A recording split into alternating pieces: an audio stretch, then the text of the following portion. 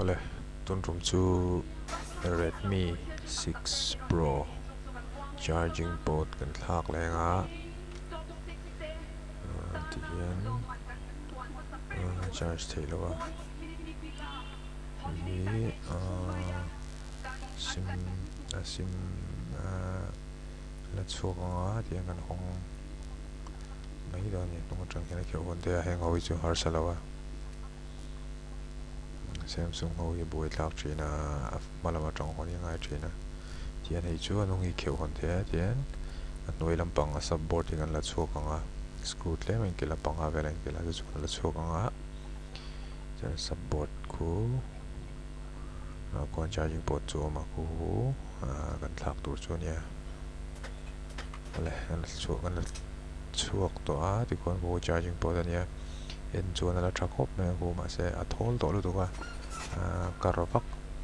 hatia elwak waking ai thina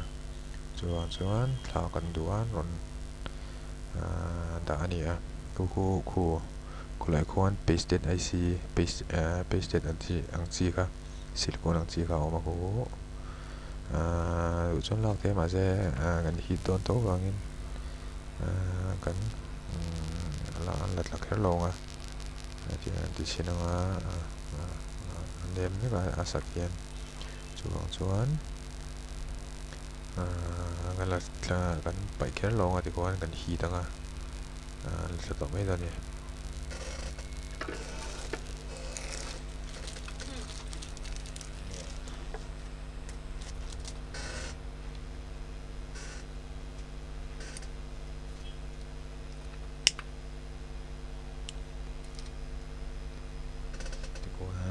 flux kan tat lenga kuda khuan 6040 kung ho ku original ku led free ani wangin leaded in kan thlak dona kan real don ni chu solder 6040 in kan real don ni chu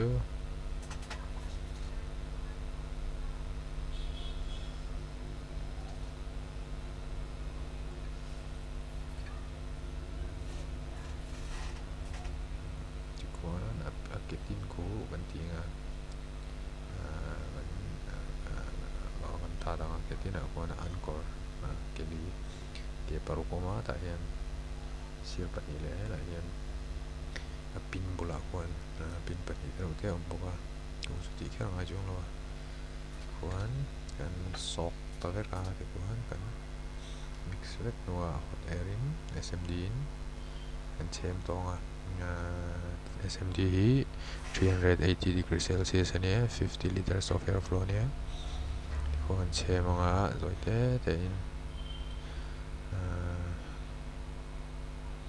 so der nga tu kwan ako no wa chon ti kwan phoi ta mai ni ti chuan ko ala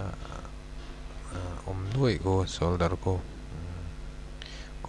desoldering weekend hi file ve ka ko so yang khan china pasted kan ti silicon ka ala tel ngal ve ka ye ko mai ti kon desoldering week kon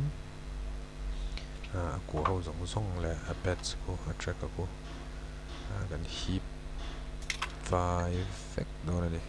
kan ti fo china khan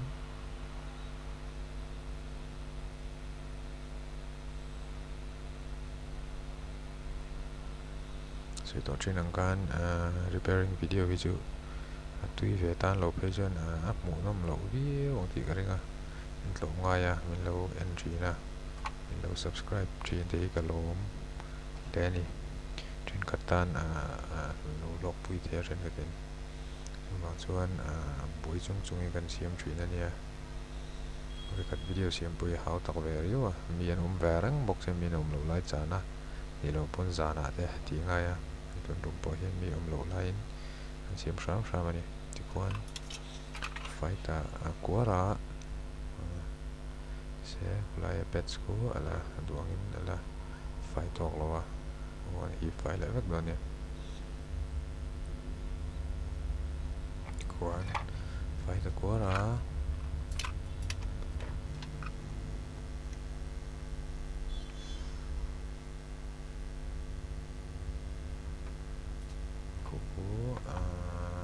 patin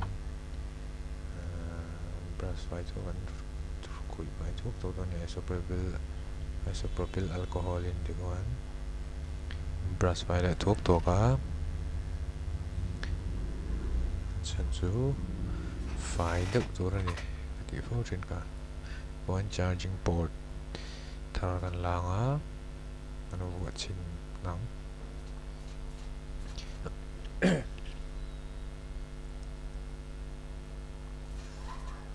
charging port thar kan wa china ti kon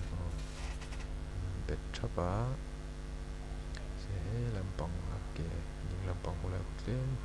alo la hi fai to no ko hi fai le lo kan ko ji ko na chau tha te wa ko ulai te ko ji le lo kan chan chu charging port le kulai a pet se ko in si thap a phek thlap a flat thlap tur ani ani lo jang soi to thin ang lo thei lo charging port che me tira an travel view ma je tani tum no a hian chele du me ma chan chu kha wa ti chuan a bet thap lo wa te le charging port quality awang te po nia he ju quality port ra siam bon lo ka rei tak dai don ni he ju mong tu zir te ni ve ko charge chung man vak te le koi ko vaka phoi da vi vak ko vak te ga thalo wa no pang nang khoi tam me jat lo tlang pui ni no pang nan charge kan charge ti vel yan ti ko na pin ho pang a ko kan ti le pho tanga ti chinang phan kan char le pho tanga ko ngai pin ko poi mo ber ka ti ga chan chu ko line ber ne da charging line te USB line ko da pin te ko ni le ko net ko in de chat lo chuan charge te lo ni ti wan le tanga ke ho ko le la matang hian kan char le pho to ni ke paru kho ko ti kon flux le man tar le thonga ti kon kula ko char le don and solder le don ni kulai ding lam ve lam pang mi ko microphone ni ko film ko ranga ya tia flux ei ti an ti lu ta mo IP mo kan ti lu pal ni chuan che mak the la ka ngai thena pui la ko ting thak pe ko ju digital ve kan ye ko ding ko ju thak man da po to wa se ti ko lo chuan che don chuang lo ni ti ko brush file nga brush file nok ka nga ko alu tang ti lo ma ti ka lu don chuan thing nok mai ko ni ko brush file le nga ko file takin flux so zong le IP a huwa kal ral lo ho de bo kha ti file ve ngai do na chan chu original ang thlap kan le ko ni tissue paper la nga tissue paper in kan hip le nga cham ba ko IP cham bang le flux cham bang ko ho na hip thabera mong ve chinula thadi chung thame sui ba ka phía trên lo ve man ve phía trên ne tikon phải tập phong me a pin ko kan check le nga nge thalo check le don ne pin te ho go zoom va nga ko sir pa ni ho bok lo pa ni ko charging line ground le positive line ya minus le plus ang ni chu ko atle me na pin alien do wa chuan na bok long bok lu ngep vek ki kon du to ka ti kan chuan ban bo ta kan vu lut le nga chuan te sanga to ka ni ti kon kon luin kon bongai lo wa te ina connector ho zong song connect le vek nga chuan in cover ka sin lenga screw panga velo ban screw lenga chen test ni to mai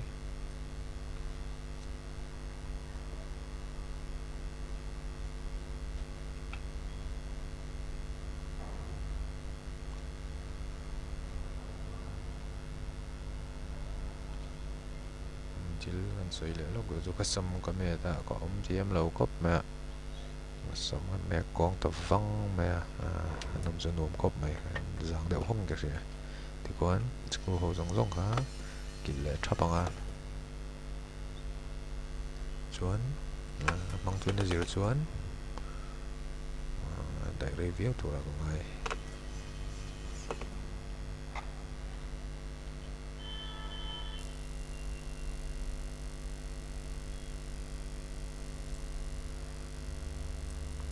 rồi hian laptop Lenovo ma siam tu record ka tum lenga thi nia thi to ban tia record le tu manga lo chang me lo nia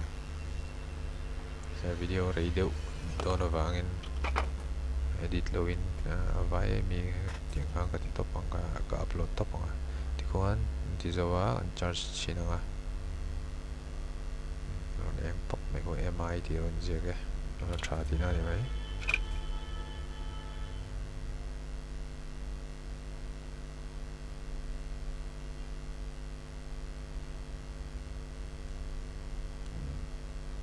%38 ron je ke